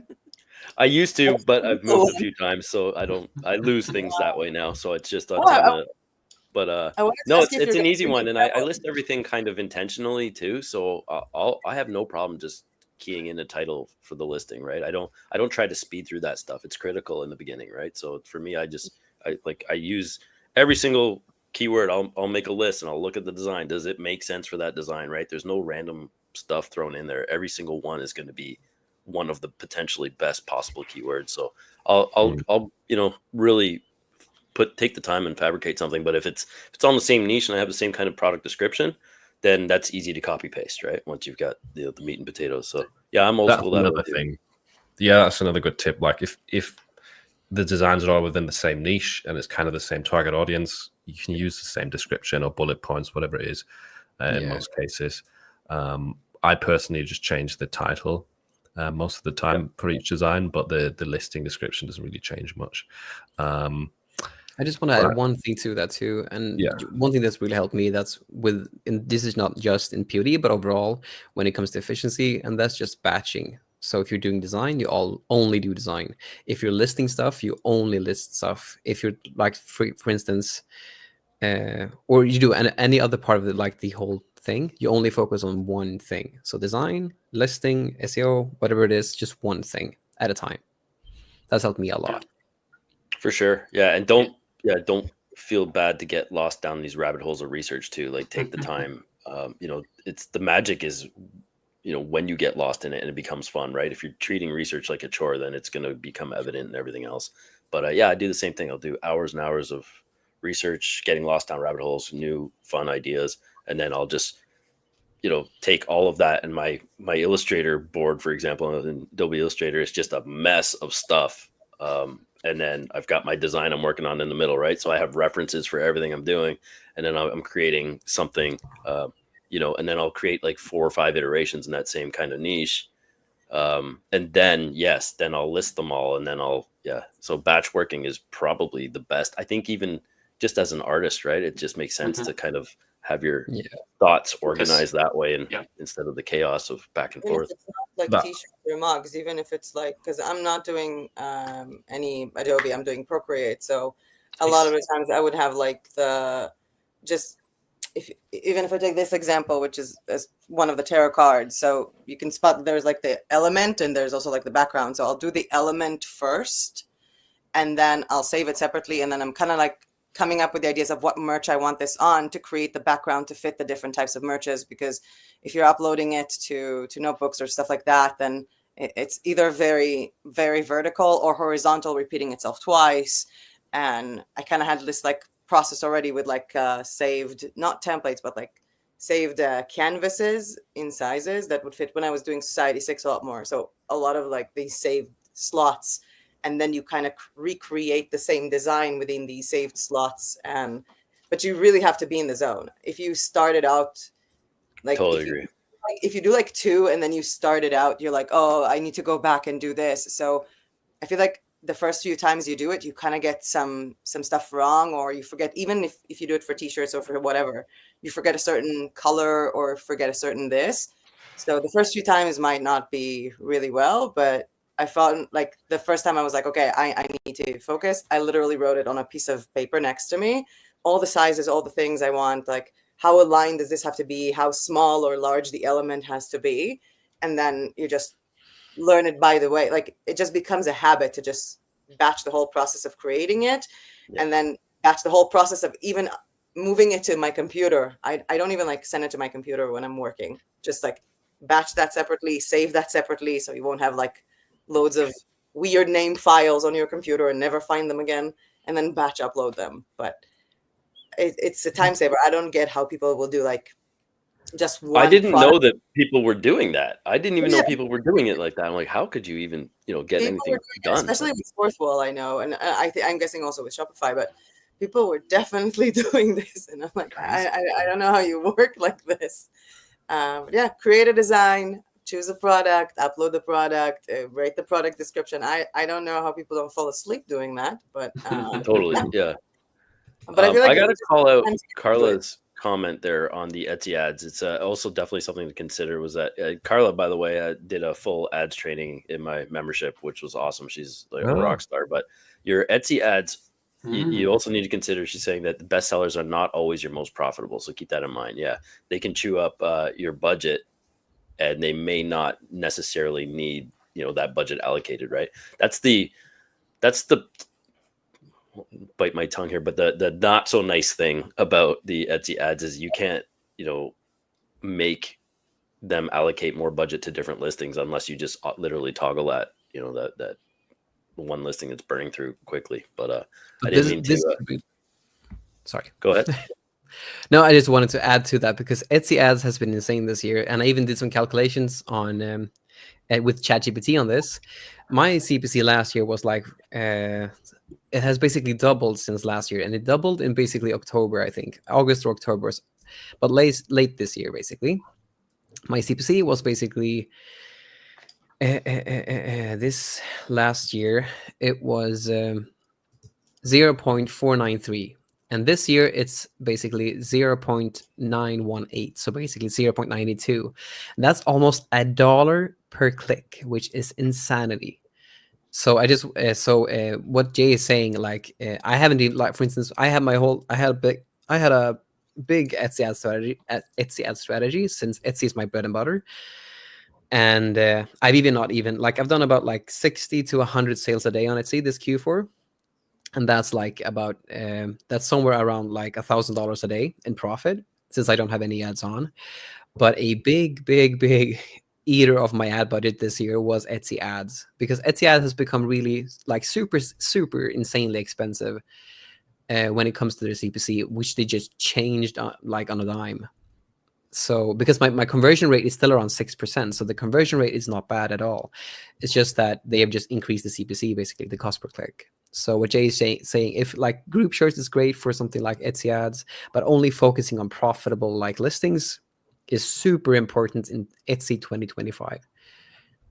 Divided by, I'm doing some math now too. I think I'm like half your ad spend divided by 18. Yeah, I'm at 45 to 55, like 50, literally 54 cents per click overall. So, oh damn! That sounds like you're in some seriously competitive stuff, or maybe really. Yeah, I've always done that, but that's the only way to scale to 7 figures, at least in my opinion, like to do it fast. Well, But I mean, I'm also in like competitive niches, but I don't know. Maybe they're really saturated too. I guess I'm not sure, but I've never shied away from competition, but I don't know what's going on that way. Like, has it increased a lot since your last year? If you compare, it has almost doubled. Yeah, it was like 34. Well, almost doubled. 32 cents per click last year, and I'm at 54 now. Yeah. When okay. did they change the CPC that is, because I feel like I haven't been on Etsy in a long time, especially with ads. But I remember like a long time ago, like writing how much specific money or CPC I want for a specific listing. Like, when did they take any control you have over your money and your store away? About 5 years ago, I think now, and that was No, because not five. It was still. I think. I think in more control. Definitely before COVID. For like, you can set your budget and toggle your ads, but before that, they brought it in as a way, they said, to make it easier for people to list their things, and all it did was take away control. They like to make it easier for people. Yeah. Oh no, it's terrible. Telling you, we want to focus on the artist. Yeah. Yeah. But yeah, conversion rate's holding at 7.3 for like the last 30 days right now, so I'm happy with that too. Oh, that's nice. Really good. Strong way. Yeah, like my Etsy ad strategy this year was basically just put everything at break-even pricing in October, and then I switched, and then I have Etsy ads on. So I even lost money. I think I lost like $700 or something like that in Etsy ads in October, in just overall profit, so to speak. I went minus $700 in October, and then I switched. So I was basically just I kind of realized and learned how the actual like Etsy algorithm kind of ranks stuff. It's also always in like 2 weeks intervals, something like that, because you can see a big bump when there's like, okay, and then it kind of stays flat, almost flat as on that range, and 2 weeks after that, same thing. But yeah, and then all the way up till on November 17th, I basically had my everything at break-even pricing, and then I switched back up to profit pricing, but then the CPC was still just way too much. So I even like turned my Etsy ads off somewhere along like this, somewhere around there. I think it was maybe like, it might have been December. It might have been like November 25, I think. Yeah, November 25. I turned the Etsy ads off, and then I was still like doing like, what is it, like 60 to 100 orders a day. Like on Black Friday, I think I did 110 orders. But the best part about that, like I almost earned, I think, 30 to 50% in margin instead. Because some people buy like group stuff and not, but in total, I think at least, I need to check with my accountant, I think like the net margin would be like 30 to 50% instead of 20%. But yeah, Etsy ads, like it seems like down the line when I talk to other like big sellers, and now with you, Jay, is that the CPC has just doubled basically for everybody, and it just takes away so much profit when you have Etsy ads as a big thing, like as a big tool to like gauge, to just scale your whole shop. Do you think maybe your CPC is so high because your prices are so low in the beginning? It could be, maybe, but I also based it basically out of a time like in August when I had all of my stuff at basically profit pricing, because I'm definitely not pricing low. I'm still earning like 30 to 40% margin on almost everything. When people buy more, when people buy like more stuff, I earn bigger margin, so to speak. So the overall net margin is something that I still don't know, but I think it's in the 30 to 50% range. But I mean, it's just been an insane wild ride this year with Etsy ads, because I mean, like this month I made somewhere around like 20K, I think, in profit, like so far, like 15 to 20K or something like that, with no ads, and I'm still like doing 60 to 100 orders a day. But it's just been insanity, because Etsy ads, I'd love to have more capabilities as we have with Amazon, but like yeah, I can't deal with like a $1 CPC. That's insanity for me. You should connect with Carla. She'll analyze the heck out of it. She even said there, I'd love to look at your ads. She'll let you know. Yeah. what's going on there. She's a wizard when it comes to that stuff. So yeah, and it's great because I don't like looking at that the metrics like that. I'm just too right-brained and left-handed artist, right? Like I make the things and I understand it. You have to, but I don't like to. Right? Maybe you should. Maybe you can send Andreas a message with her contact. Like I don't share my Etsy shop though, so I don't think I will like publicly show it, so to speak. But I really appreciate like reaching out about it still, because I'm really private about it because it's my bread and butter basically. I mean, you could screenshot and blur it out, right? Like the imagery or whatever, the listing titles. It's up to you, whatever. Yeah. It's still good. Yeah, I still appreciate it, but I don't think I will do it. No problem. Right. So, in the just being conscious of time, we've got a few shops to review. There is still some questions I want to go over as well, but before more people drop off, I think let's take a quick look at the shops. The first one, I think they're all Etsy today. Here we are. The first one is nice. Skipping Flamingo. I like Skipping Flamingo apparel and gifts. Nice looking banner. Very nice. Would be maybe nice to see a couple of products as well on these sides, but like visually it looks nice. The shop's by Suki. I recognize you from the Discord group. Thanks for submitting a shop. We've got United Kingdom, 16 sales so far, and t-shirts. Okay. Different niches, it looks like. Yeah. Can I just say, like, I expected things to be, based on the banner. I expected things to be like pink and with flamingos. Yeah. I guess. I expected more feminine stuff. I guess, like from the first look, I expected to see like a lot of, I don't know, even seeing like I even thought it would be like posters or something. It's very like boho, I don't know, 6 years ago, Society 6 trending, the design of the banner. So kind of surprised to see this, but definitely what Philip said, to have like more mock-ups in the banner at least. The style is definitely more of a style that I would use to target men, in terms of the fonts and the graphics. And the big words. Yeah. Watches. Nice designs though.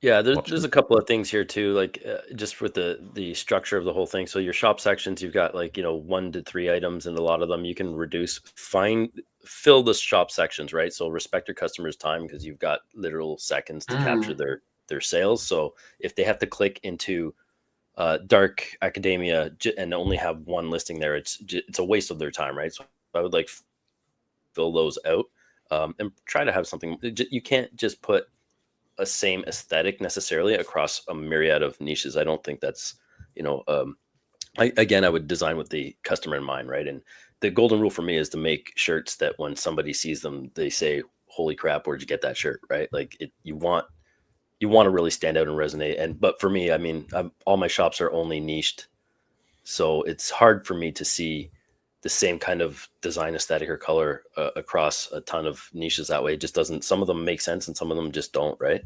But same with what May was saying. I feel like I was getting into definitely a more feminine vibe, and then there's nothing in there, but then you only have gifts and accessories in the banner, I think, as well, when I think displaying some of what you're selling would make a lot of sense that way. I think she commented on the sidebar, right? Is that the SM? She said she started with different designs to see what sells. It was very girly designs over on Zazzle. So yeah, so the banner style and also some of the stuff that are here would be great for Zazzle, but I feel like they're also I'm more with what Jay says, like things are more like focused to a niche whenever I do stuff. So it's kind of like a lot of things are jumbled up, but I guess obviously Etsy is also a marketplace and it's a different approach to stores.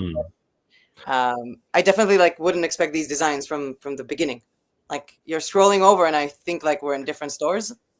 Yeah, it's a little confusing, I think. But also this is the experimenter phase, sometimes you get new styles at the beginning, you still learn what works, and you know what, if you do something like this and you come up with it going like, okay, I sold this amount of this style and this amount of this style, maybe next year the niche from that, and that becomes the thing from what sells the most and to expand more on that. Because if you have a total of what is it, 68 designs? Yeah. So you have a total of 68 designs, and they're all in very different niches. So maybe at the end of this year or at the end of the next, again, everybody with how much they feel comfortable being like let's call it the proof of concept.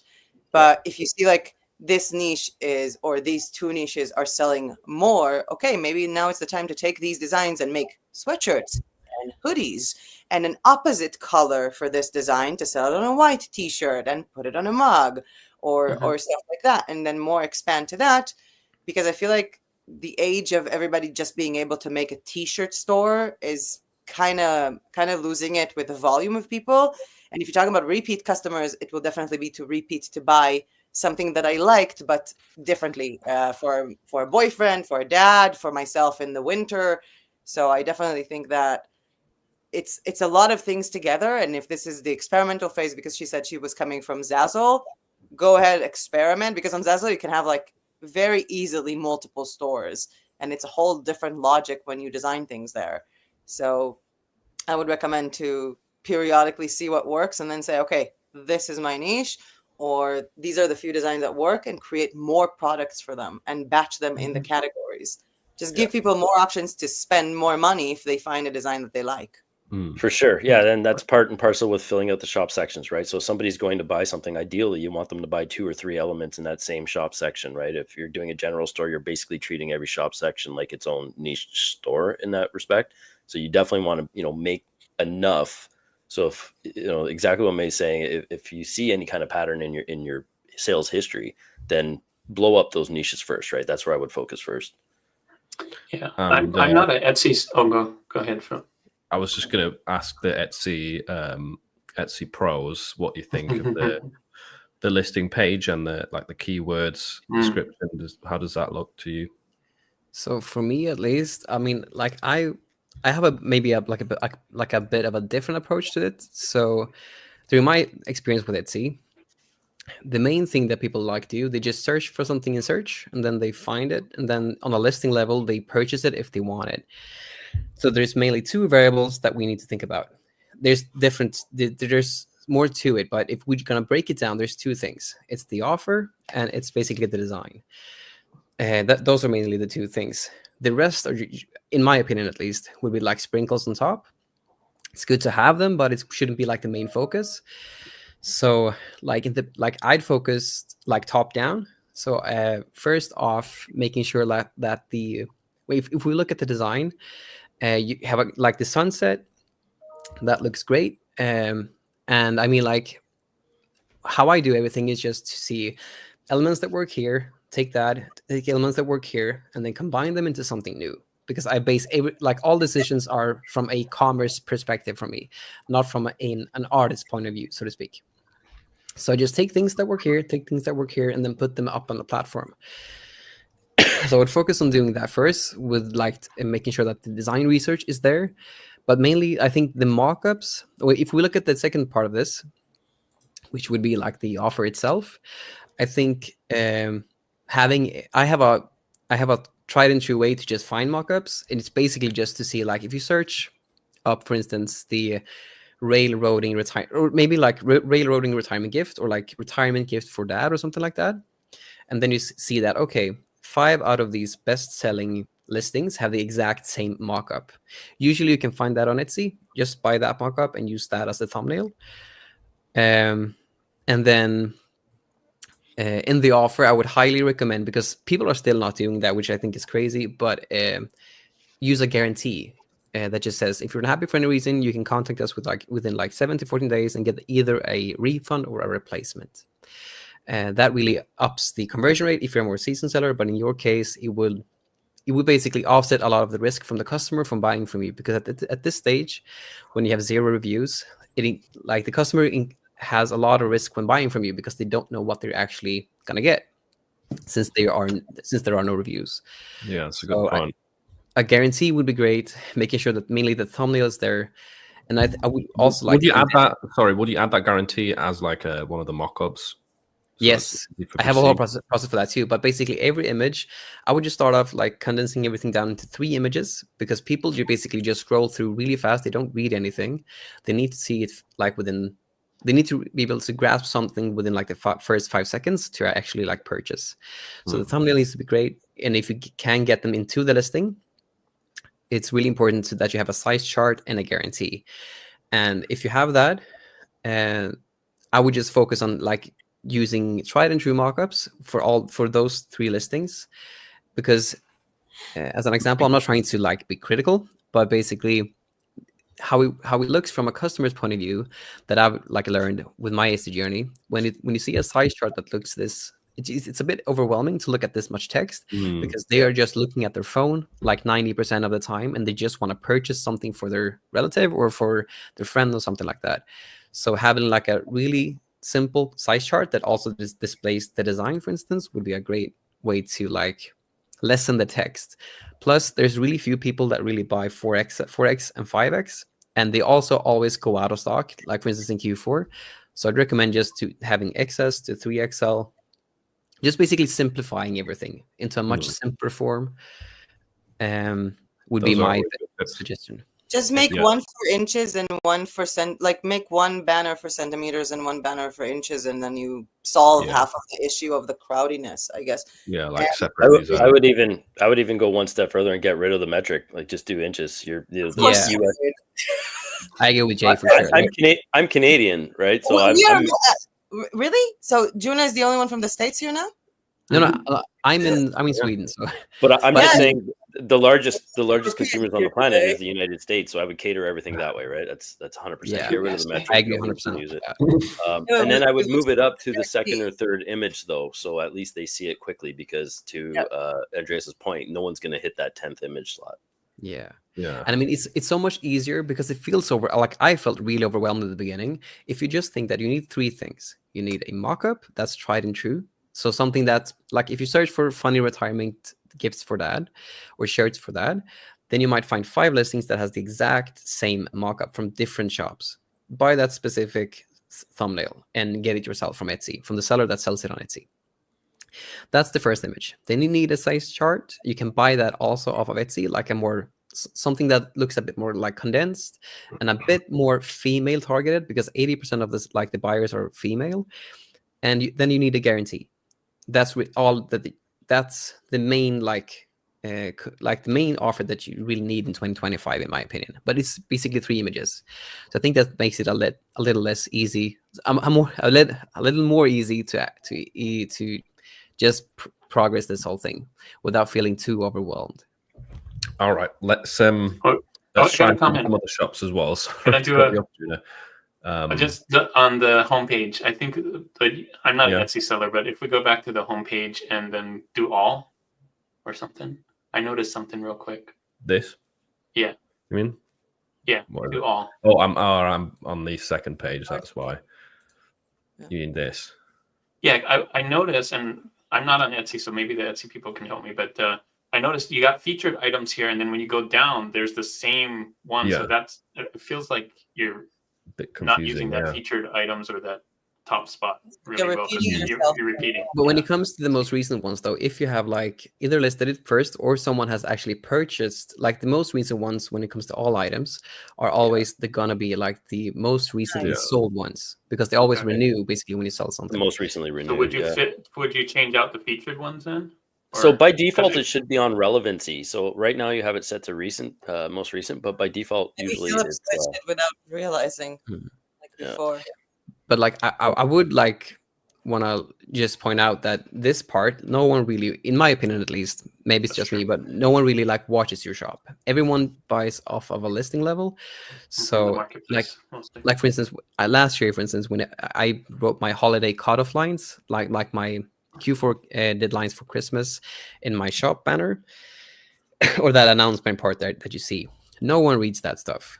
But so this year, for instance, I just changed my processing times to accommodate for like the holiday deadlines, because everything happens on a listing level. I have really few people that actually enters my store because everything happens on search, basically. In my opinion, I have a completely different experience. Everybody comes back and buys more from my shop. It's very much niched. 5 shops, and they're all niched, right? And with repeat customers. That's the whole point of niche. Yeah, you know what I mean. That's really cool. Point of niche. And I'll list something and have it sell in an hour, or well, my wife in an hour usually, but I'm like within that day, a day or two, right? Like it's because I'm listening to the customers. They've asked for it multiple times. I make a listing for it, and it's going to speak to them, right? But yeah, and completely.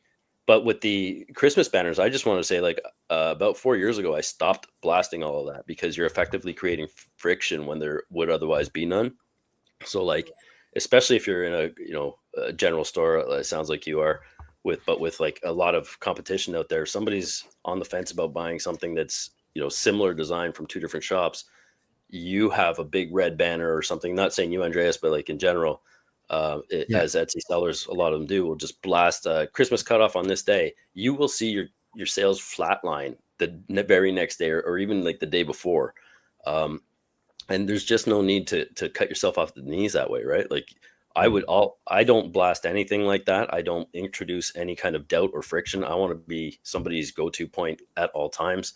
And it just makes sense. Like if somebody's on the fence about it, they're definitely going to be picking the shop that doesn't say that your item may or may not get there in time, right?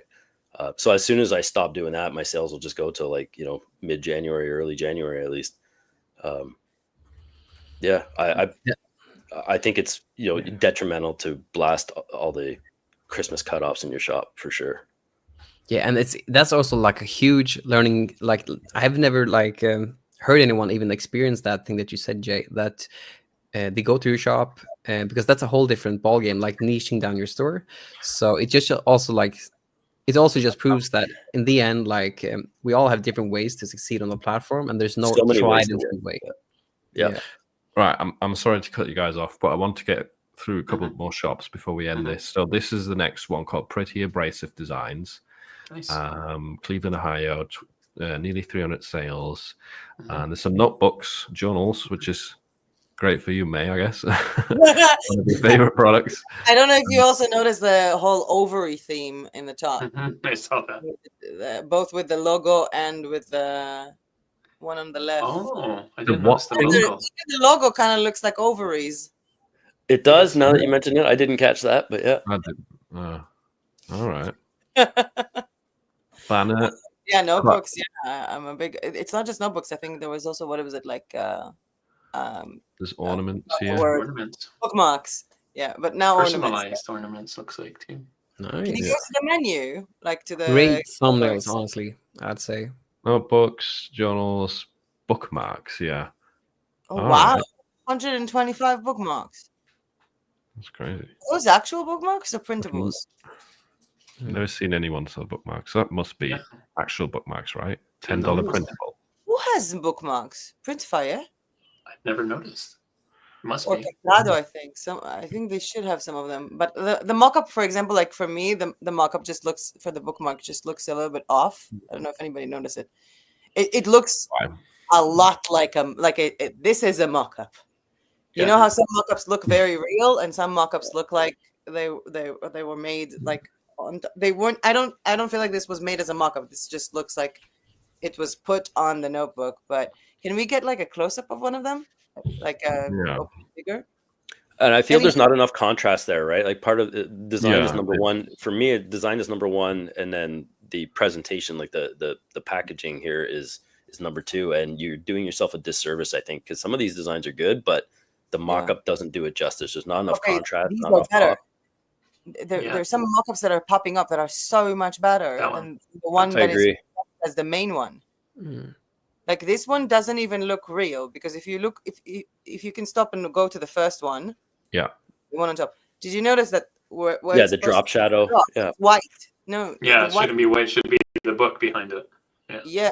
So the other ones look much better. If there would be a way to create that feel, even this would be better, in my opinion. I agree. Yeah, for sure. I just feel like the people have become a lot more aware of mock-ups, or something can look not like what you order. So people have become more picky, especially with the first image. And I think like these are such a much better grab, especially like I feel like sometimes even if you can't really see the entirety of the design, if you're like if you're someone who's into this kind of thing, you will go into the listing to see how it looks like if the mock-up is like I'm a book nerd, so I would definitely click on something even if I can't fully see the design because I can see the book itself, like those words or something that attracts you that is much more interesting than just a flat lays, I guess. And the notebooks, is that an A4 or an A5? They're really pretty, especially the sunflower one. Which one? All right. Sunflowers. Look at 6x8. Set it to custom. Wait, is this your shop, Carla? Is that inch? 6x8, yeah. I'm guessing that's a B5 size. What? Sorry.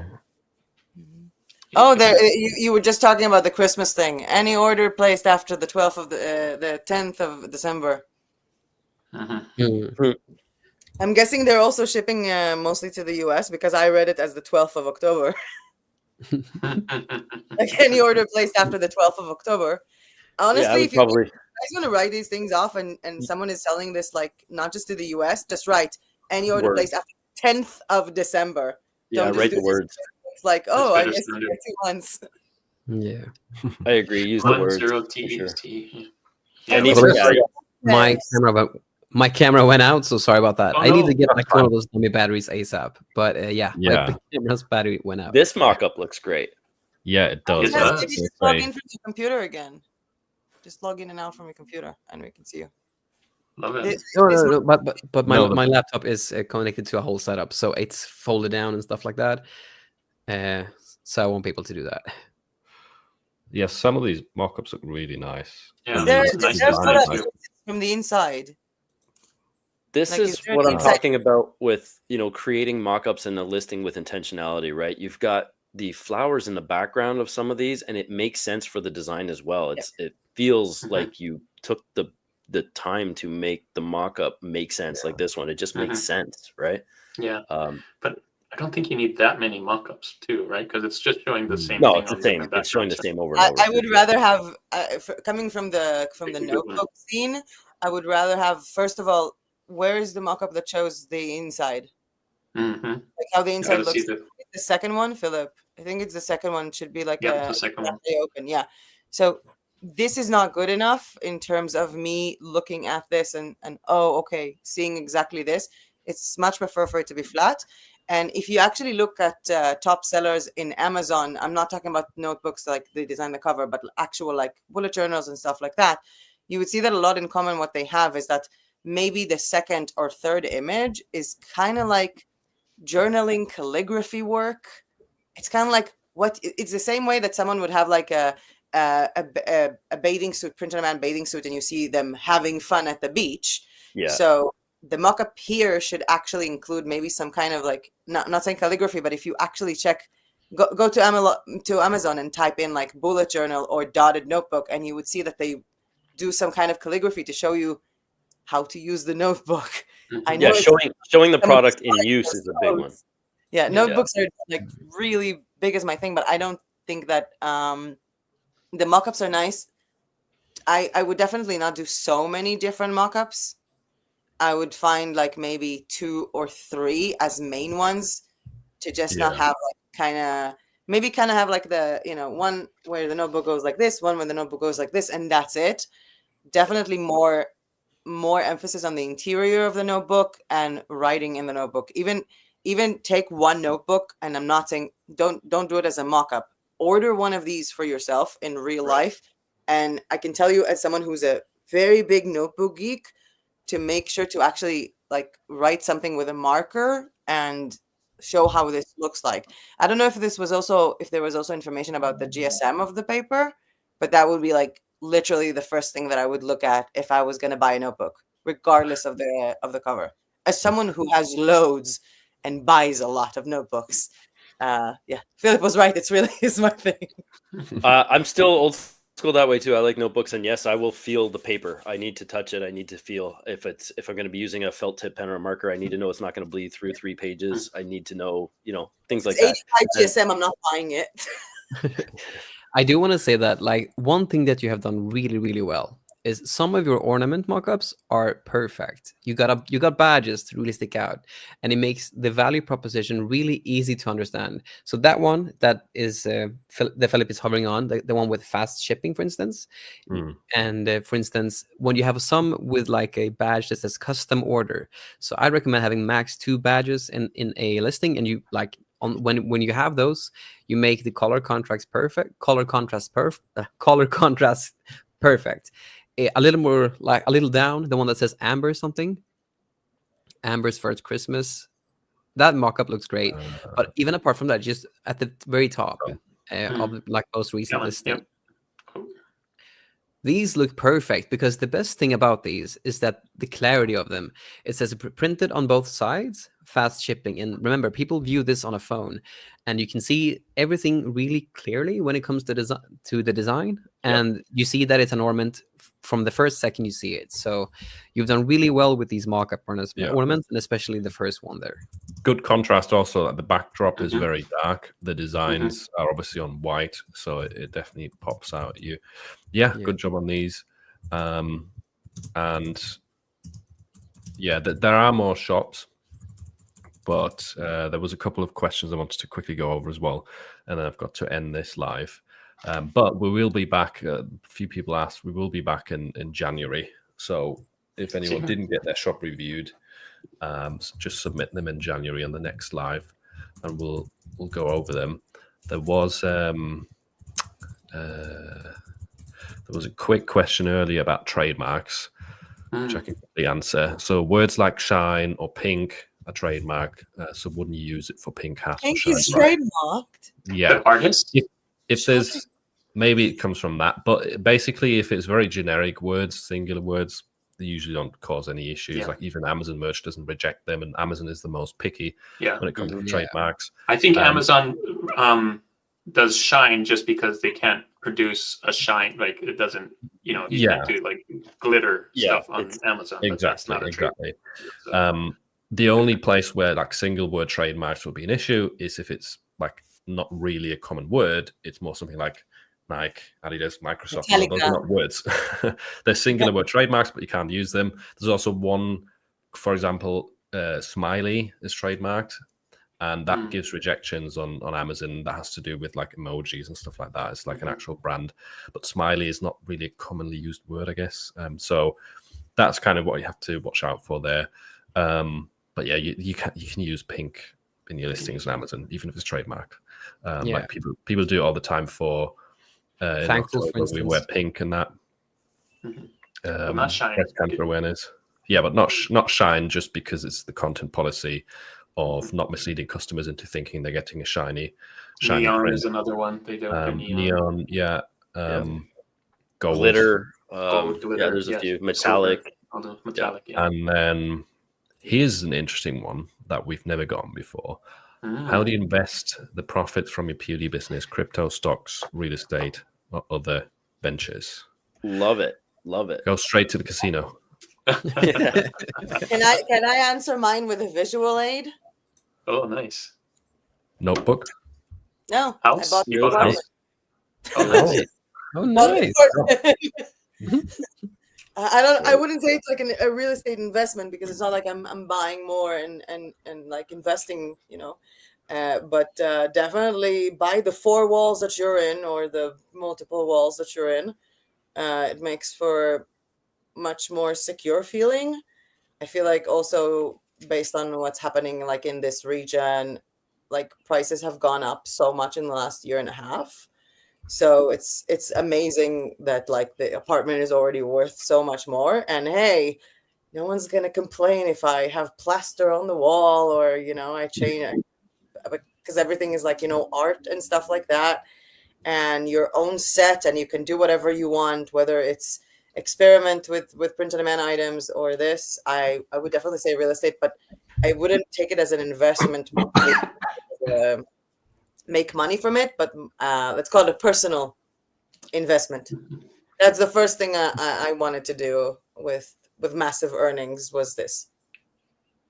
Okay, awesome. Good point. This kind of stuff speaks to a little bit more about the shift that we alluded to in my content creation too, because I want to talk about the things that I'm into, not just about the things that are going to get the clicks and the views, right? So part of it for me now is having moved down to Belize, we rented out our house in Canada, so it's cash flow positive, making about $800 extra a month now with the interest rates dropping a bit.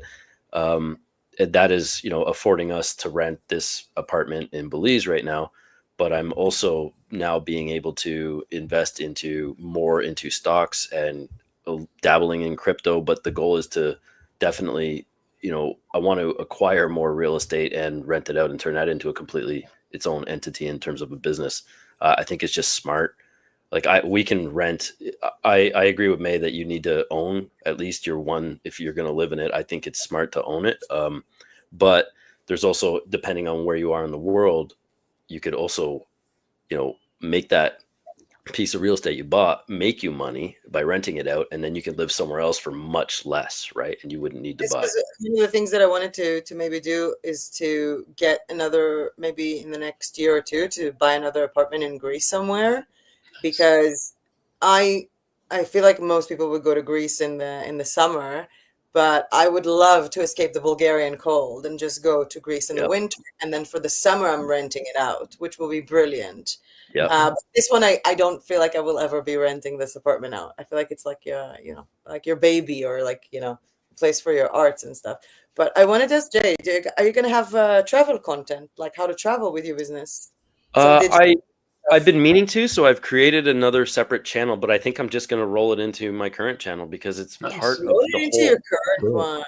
Yeah, I think I'm going to. Multiple I started a new channels channel. It's like 250 subscribers or something, but I feel like it's part of the whole, right? So I'll just, I allude to it all the time. All the time wanting like to make videos on how I was like digital nomads and came to Bansko and stuff like that. So yeah, it's actually the YouTube tagline, right? Broadcast yourself. It's you. Whatever you're doing, whatever you want to do on your channel, like, even if it's not, I made this much money on Amazon merch, there will be people interested in it.